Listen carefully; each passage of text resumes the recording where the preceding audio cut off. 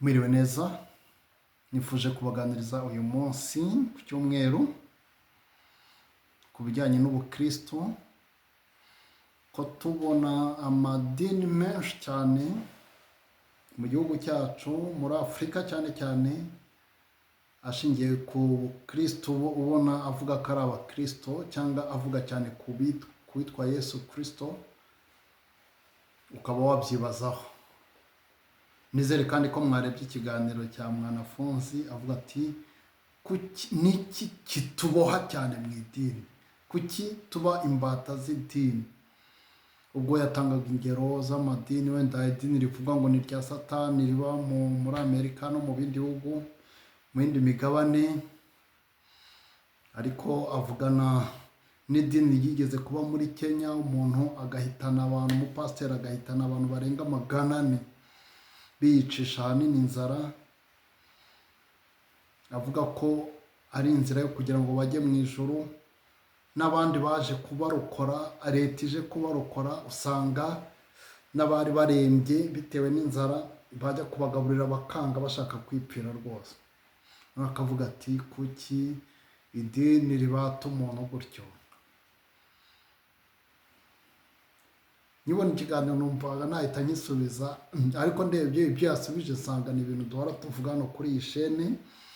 Ni point yashyiragamo ni uko abantu baba barabwiwe ko hariho ubundi buzima nyuma y'ubu. Mu yandi magambo, ubuzima baba banabwumva nabi. Abantu bazi ko umuntu ubuzima butangira avutse bugasoza apfuye. Ariko ko nubwo bimeze gutyo, hari ubundi buzima ashobora kujyamo bishingiye ku manota aba yarakoreye muri ubu ngubu. Umuntu iyo abyise amanota, n'uwo ari we wese wabyizeraga yumva yabiseka, kandi koko biba bimeze nk'amanota. Niba Imana ibiri mu ijoro ivuga ngo uranyizeye muri uyu mwanya, ngo haya amanota, urampakanya imbere y'abantu, nanjye nzakwihakana nkukuyeho amanota, gutyo bakazakora umunzani nyuma bakareba maze gupfa. Ni nk'uko baba babyizeye.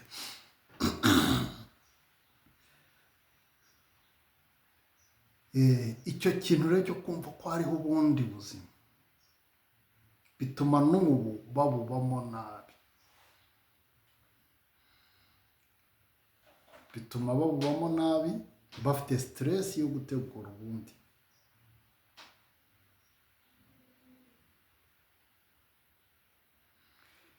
Uyu munsi rero turibaza tuti abakristo ni abande. Abakristo ni abandi. Dufite amadini atandukanye ya gikristo asa nk'atandukanye bitewe n'amadoktrine, ibintu yizera, cyangwa icyo bita dogme, ibimeze nk'amadogme. Wajya mu bahamya ba Yehova ukumva bafite amadogme yabo, wajya mu bakatolika amadogme yabo, wajya mu barokoreye amadogme yabo, wajya n'abandi n'abadivantisite b'umunsi wa karindwi. Noneho harimo n'andi madini avuka abantu baba batanazi, ariko yose afite amadogme. Umwanditsi wacu dukunda kugenderaho rero yitwa Baruch de Spinoza. Baruch de Spinoza, umwana w'umuyahudi wari ufite imyaka 23, agatangira gusoma Bibiliya akoresheje metode historique. Asoma Bibiliya nk'uko asoma ikindi gitabo cyose, asanga ibyinshi birimo ni ibintu abantu bagiye bandika nyuma, ariko bakabeshya ko byanditswe kera. Urugero, abanditse kuri Mose, nta kuntu Mose yari bwandike avuga ngo ntawuzi aho Mose yahambwe, kandi akaba ari we ubyandika.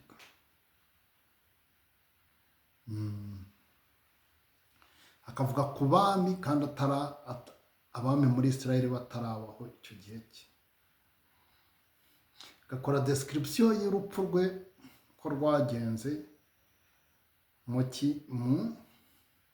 gitabo cye. Spinoza akavuga ko niba koko Mose atari we wanditse bakamubekera ibyo bintu, ni ibihe bindi bashobora kuba barabeshye ku bandi? Ibyo byose akabyibaza. Spinoza akagaragaza ati Isirayeli ntabwo ari igihugu cyatowe n'Imana, ahubwo abayisirayeli nibo bitoye ubwabo, bagira resilience, baritora. Ibyo kubivuga ari umuyisirayeli cyangwa ari umuyahudi byamubereye ibibazo bikomeye, ariko n'ubundi si yagiranye ikibazo nabo gusa, ahubwo yagiranye ikibazo n'abakristo bose batandukanye, bitewe n'uko abakristo nabo ubwabo bafataga ibitabo nk'ibyitirirwa Daniyeli bakerekana yuko abayahudi baje bategura ubukristo, none umuntu aje yerekana yuko deja n'abayahudi nta sezerano bafite ry'Imana yo mu ijuru kandi ari umuyahudi, kandi akabyerekana mu bintu bigaragara nyine neza. Ubwo tuba tuvuga igitabo traité théologico politique, aho yibaza ati Imana yahitamo abayahudi gute, igahitamo ikaba ifite abantu benshi, abana benshi, imiryango myinshi igahitamo umwe? Se waba uri umwubatsi ugahitamo inzu imwe? N'ibindi byinshi yavugaga. Ariko twigarukiye kuri Yesu, ntaho Spinoza atinda kuri Yesu ngo akore teori ndende, kuko n'ubundi ibye byabeshywe kandi byabeshywe imbere ye, ariko we yagaragazaga ko ari umumetre spirituel washyiraga mu gaciro kandi atari afite amahame menshi, ariko yari afite style y'ubuzima yenspira abantu, byatuma abantu bifuza kuba nkawe, nubwo yarangije tragicoma. Nta mahame yasize rero ngo avuga ngo uzemerwa mu murongo wanjye nawe uzaba yaritwaye gutya, yaremeye iki, ariko yerekanaga yuko la charité ari nziza, mbese urukundo ari rwiza.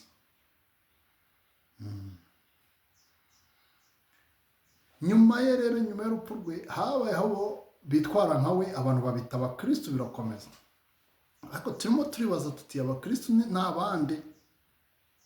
Abantu bamukurikiye bari bafite imyizerere itandukanye cyane, kandi benshi bafite autorité yemewe. Hari abageze ku senyeri cyangwa ubwepiskopi batanemera ko Yesu ari Imana, ariko ubu ngubu umukristo hafi ya wese akubwira ko Yesu ari Imana. None turimo kwibaza ati abakristo ni abandi? Kuko byari mu gihe cy'abaromani, aribo bategekaga hafi isi yose, yari izwi icyo gihe y'aya mateka tugenderamo, kuko ibihugu bya Aziya bya kure ntabwo byari bizwi cyane nk'Ubushinwa, ariko tuvuge nka ibihugu birimo za Turukiya, Uburayi, amajyaruguru ya Afurika, ibyo byose biyoborwa n'ubwami bw'abaromani. Noneho empereur wari uhari yitwaga Constantin wa mbere, kuko hari n'aba Constantin benshi, ariko Constantin le Grand cyangwa Constantin wa mbere niwe tuvugaho. Yatumije abakristo, atumiza abepiskopi bose, ati mwicare hamwe muganire kuri kamere y'uwo Yesu muvuga, mwemeze ikintu kimwe. Ubwo yashakaga ko ubwami bwe budasandara. Byari muri 325 nibwo hemejwe ibijyanye n'ubutatu butagatifu. Naho ubundi ntabwo Bibiliya yabuvugaga, na mbere ntabwo babuvugaga, ariko ubwo bemeza baratora. Mani magambo, bino bintu abantu birirwa bizutaguza abantu, bamwe bakabipfira mu buvumo, mu myobo, mu mashyamba, mu mazi, barimo kwikubita ngo imbere y'Imana. Ntabwo abenshi baba bazi yuko nabo twavugaga bapfira mu nsengero barimo kwiyiriza, ntabwo baba bazi ko barimo gupfira umwanzuro watowe ni muki mu nama. Ntabwo ari Imana yo mu ijuru iba yaramanutse ngo ibibumvise. Na Yesu ubwe ntabwo yagiye yigisha abantu ko azabajyana mu ijuru. Ntabwo yari yigisha abantu ko azabapfira. Ariko byabaye ngombwa ko iyo shusho imeze ityo ariyo basigarana, kugira ize isubize bimwe mu nyandiko zari ziri mu byanditswe n'ubwoko bw'Abayahudi, kugira ize ibisubizo. Bimwe bigenda binahimbwa nk'uko nyine Abisirayeli cyangwa Abayahudi bari baratwawe bunyago imyaka nka za 600 mbere y'iki gihe. Bagize gute? Bagize resilience, baritora, baravuga bati, babanje kubona bati ukuntu bari baratwawe i Babuloni bagakoreshwa imirimo y'uburetwa cyangwa bakajya mu bundi burere, bagatandukana no gusenga kwabo, bamwe bagatangira gushyingirwa no mu bandi bakobwa bo mu bundi bwoko. Baravuga bati, baribaza bati, ese buriya Imana yacu ntiyaba iri wika, ntiyaba ari nyantege nke ugereranyije n'izi mana z'abanyamahanga? Ariko bafata umwanzuro bati, oya, buriya ni twebwe twakoze ikosa, nitwe twakoze ikosa, Imana iratwanga, iraduhana, ariko turi ubwoko bwatoranyijwe, turi ubwoko bwayo. Imana yacu iruta imana z'abanyamahanga nubwo batumereye nabi. Nitwisubiraho tuzongera dutsinde, tuba abantu bakomeye. Mu yandi magambo, baba baritoye gutyo. N'ubukristo buje bashaka kubugira igisubizo, kubugira indunduro y'ibyavuzwe byose ku bwoko bw'Abayahudi. Mu yandi magambo, harimo kwitora. Ibyo ni mu bitekerezo bimwe bya Spinoza. Ariko twe turimo kuvuga ngo ubukristo ni ubwande. Ubukristo ni ubwande, abakristo ni abande. Iyo ubajije gutyo ushobora gukeka uti, ni abakristo nyine, niwe wapanze ko abantu bahora bashyambiranye bafite amatsinda atandukanye gutyo. Oya, we ntabwo yashaka ko hajyaho amatsinda asenga kandi amuvuga, ariko yaje aderanja gusa systeme zari ziriho bitewe n'imyumvire yari afite. Noneho dusubire ku mugabo wacu Constante. Agize gute? Ashashatse ko ibintu bijya ku murongo kugira ubwami bwe butangirika. Ariko we ntiyaba umukristo, ntiyabatizwa, nigeze abatizwa na bamwe. Tuvuge hari Concile de Nice yabaye muri 325, ayitumije abepiskopi baba barimo, bagize ngo bamanaginge. Niwe washaka kumanaginga ikibazo cyitwa Arianism cyaturutse ku mugabo Arius. Ni urugero rwe kuko hariho n'abandi benshi. Umupadiri Arius bigishaga ko Yesu, ushatse kuvuga ngo Jésus-Christ est le Fils de Dieu et n'a pas existé de toute éternité, mais a été créé par Dieu à un certain moment. Jesus Christ is a Son of God, but has not been there for eternity. He has been created at a particular moment. Urumva ngo Yesu ni umwana w'Imana, ariko ngo ntabwo yahozeho iteka ryose. Yaje kuremwa nyuma n'Imana kuko byari bukenewe mu gihe cyihariye. Mu magambo, Yesu ubwe yaba afite ikintu yabivuzeho, abantu bakabyandika akiriho, ntabwo izo mpaka zawe ziri. Ariko ubuzima bwe nibwo bwagiye bwinspira abantu, ariko n'abandi bitewe n'impamvu za politike no kwifatira abantu no kubakusanya, babumvisha ibindi, bamplifiye ubuzima bwe, bamubeshyera ibitangaza, bagira gute, kandi we atari umuntu ushaka kwerekana iby'ibitangaza, ahubwo yari ashingiye ku nyigisho ahanini.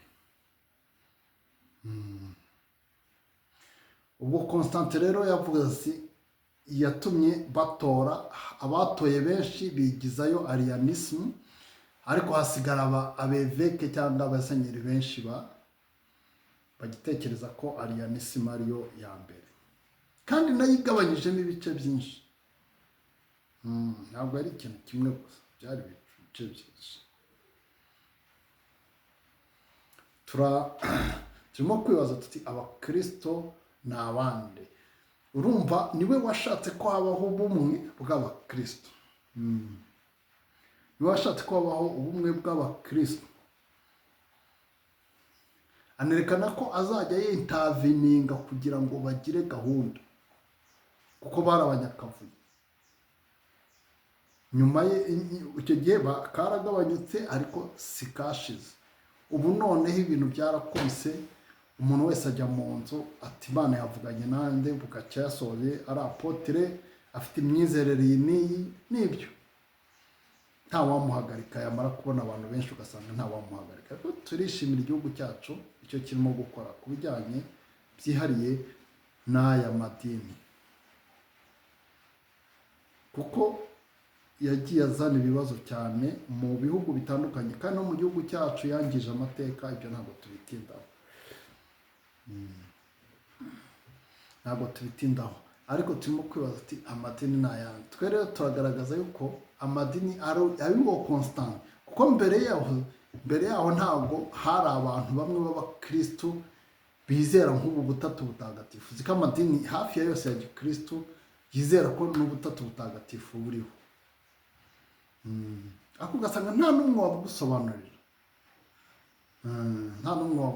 ariko kuko byatowe agahita bumira.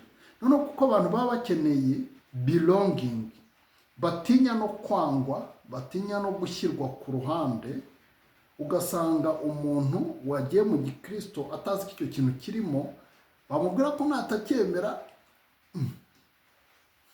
ari bo baburwanyisha, kandi naburwanya nta joro azabona. bityo akumva ko abyemera, akikanga asa nk'abyemera, nka bya bindi wa mugabo tugiye kuvuga Jean Paul Sartre avuga ku cyo bita la mauvaise foi. cyo handi wizera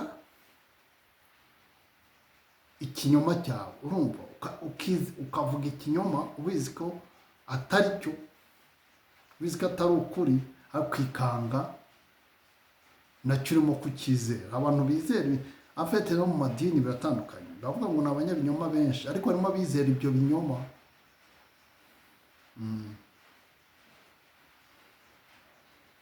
abizera ibyo binyoma. twe rero muri inyigisho twashaka kuvuga yuko ubura bukristo nyirabwo atari umukristo, kuko igihe yapfiriye wenda umuntu yareba neza date, ariko uriya Constantine ajya gupfa nibwo yabatijwe. icyo gihe cyose aboruganiza ntabwo yavuze ati mumbatize nanjye mbaye ubukristo, oya, ariko arimo gupfa, arimo gupfa yabatijwe n'umuntu wari waragize gute, wari warabanje gucibwa, n'umwepiskopi wari warabanje gucibwa, kuko yari umwariyaniste, yizeraga ko Yesu atari Imana, katahozeho muri make. ibi tuba tuvuga rero ntabwo ari ukurwanya Yesu, si no kumuyoboka, kuko we ntabwo yigeze ashaka abayoboke, ahubwo kuko yari umuntu uviva icyo ari cyo. yari umuntu uviva uwo ari we, ariko nyuma abantu baramuyoboka cyangwa bahabwa ishusho ye bagomba kuyoboka. tumaze kugaragaza yuko abakristo rero nyirabo atari umukristo, kuko yabatijwe arimo gupfa, agiye gupfa avuga ati mumbatize, baramubatiza. ariko byanze bikunze buno bukristo buhari, twashimira bamwe bagenda bakora ibikorwa bigira gute biri social, bifasha abantu kwiyentegra, kubaka amashuri, kubaka ibitaro, kubaka amasantere de sante. Ibyo bintu ni byiza, ibyo bintu ni byiza, ariko nabyo ntabwo bigomba kuba santere yogira gute yo kugira ngo habemo izo nyigisho arizo zifatira abantu zisenya imico y'abandi, ahubwo habeho kubaha ikiremwa muntu. Murakoze.